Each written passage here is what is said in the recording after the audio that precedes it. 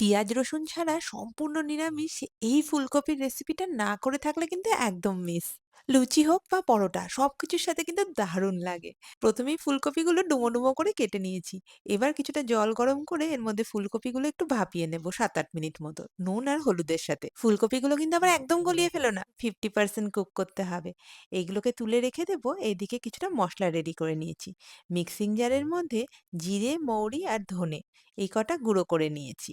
আর কিছুটা গুঁড়ো মসলাও রেডি করে নিয়েছি। নুন, হলুদ, লঙ্কার সাথে জিরে, ধনে আর চাট মসলা দিয়েছি। চাট মসলাটা কিন্তু অবশ্যই দেবে। সবকিছু ভালো করে জলের মধ্যে মিশিয়ে রেখে দিলাম। এবার কড়াইয়ে ২ চামচ তেল গরম করে তার মধ্যে দিয়ে দিচ্ছি শুকনো লঙ্কা আর হিং। এই দুটো ফোড়ন দেওয়ার পরেই ক্যাপসিকাম আর টমেটোটা দিয়ে দিলাম। হালকা নাড়াচাড়া করব। একটু যখন ভাজা, ভাজা হয়ে আসবে তখন এই মিক্স করে রাখা মসলাটা আর ওই যে গুঁড়ো করেছিলাম ওই মসলাটা ২ চামচ দিয়ে দিয়েছি। এইটুকুই মসলা দেব, আর কোনো মসলার কোনো দরকার নেই। এবার এটাকে মোটামুটি কষিয়ে নিয়ে ফুলকপিগুলো দিয়ে দেব।